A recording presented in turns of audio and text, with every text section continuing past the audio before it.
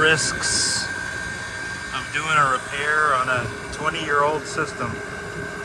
Actually 1999, so whatever that makes this. It's like 25, 26 years old. Evaporator's the same age, 25, 26 years old. Fixed one leak 4 months ago. It appears to have a really, really tiny leak. But it took 4 months to leak a couple of pounds.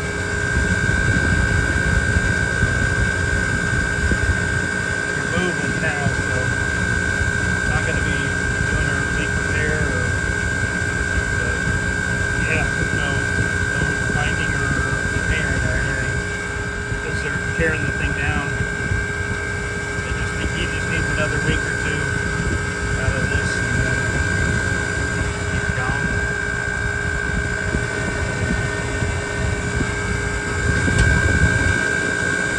26-year-old system. Whew.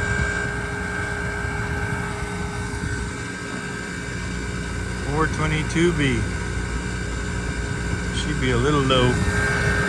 Nice blue sight glass though. That dryer and the evacuation. 200 microns on the evacuation 4 months ago. Nice and blue.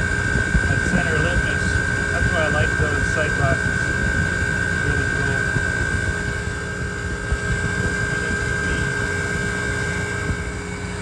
Boy, this thing's been through the ringer. That's for sure.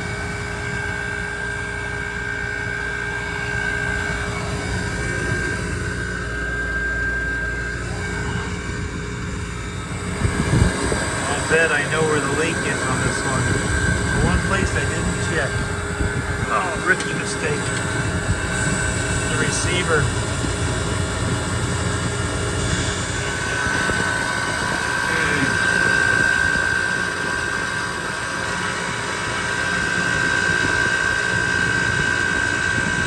Filled up.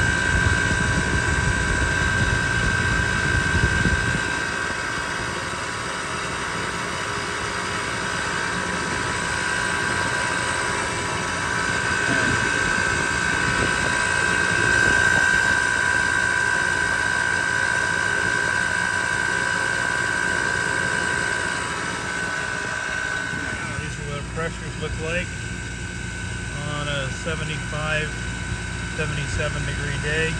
R-422B.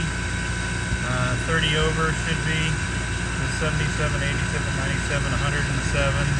And then you take into consideration another 10 over for a 26-year-old condenser that's really toast.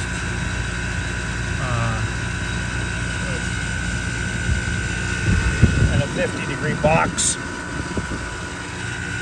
So, switch. 30-degree evap. I'm fine with that. And condensers. Roached. Toast. 26 years old. In San Clemente, California. So this is by the beach. Yeah. Not far from the beach.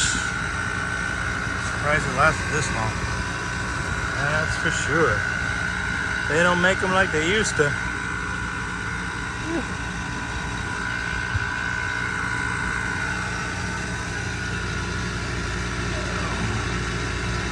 Go. Ready to rock and roll until somebody recovers it and moves this thing and throws it in a dumpster in a couple weeks. This whole system is going bye-bye. Anybody want a 26-year-old condenser and evaporator and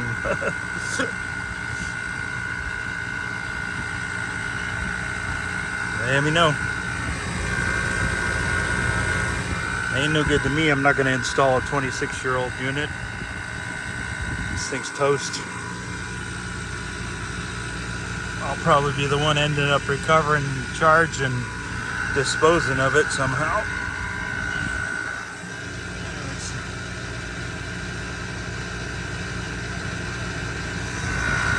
Still pretty quiet, that's for sure. Being 26 years old. 1999 compressor.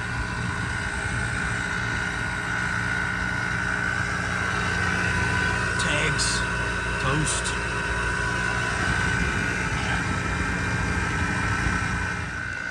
A good way to save your knees and protect the roof at the same time. Use moving blankets. Just it's folded over twice to make a square, so that work really good. Been using them for years. They last a long time. They're great for hard floors, kitchens, everything, roofs, gardens, grassy places. You can also take the moving blankets and wrap them around a tree with a big strap like that. If you got a tree that's right poking you in the back and you're working on an air conditioner in a garden, I've done that before. Take the big moving blanket, wrap it around the tree, put a strap around it. Gives you some more room to work.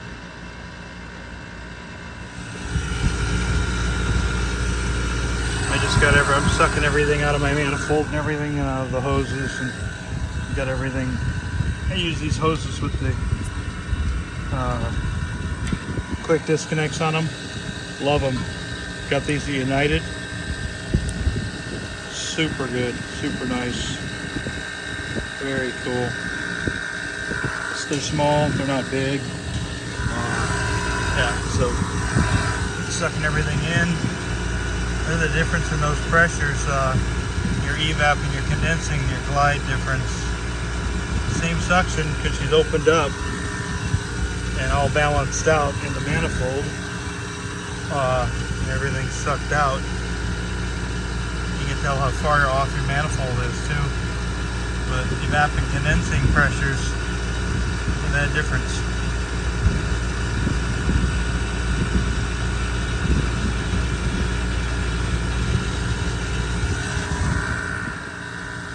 So all I got is 45 psi of vapor, and everything's all sucked out of all the hoses.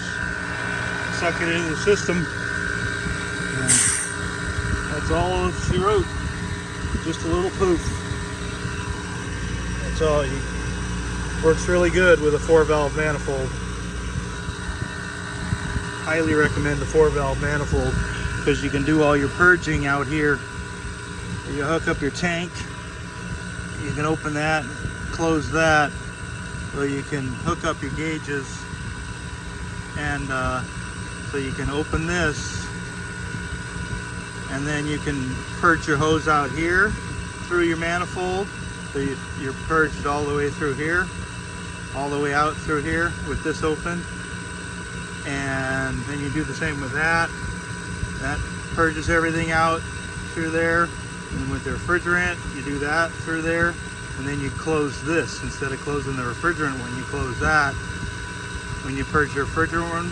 That way you end up with the space inside here is all purged out through there. That's why a 4-valve manifold keeps the air out of the system. Because otherwise, if you don't do that, you end up with when you connect your hoses, you end up with a little air bubble here, a little air bubble here, a little air bubble here. And every time you're on and off a system, you get those little air bubbles.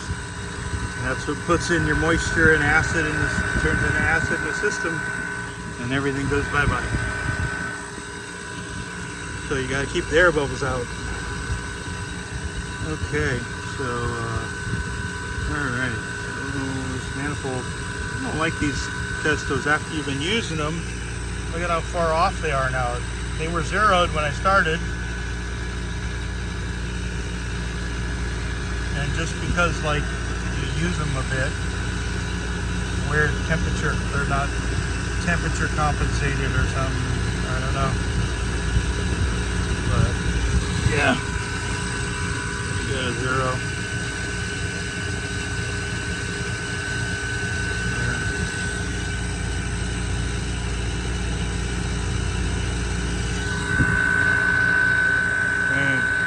is done. Back to temp. The temp should be here.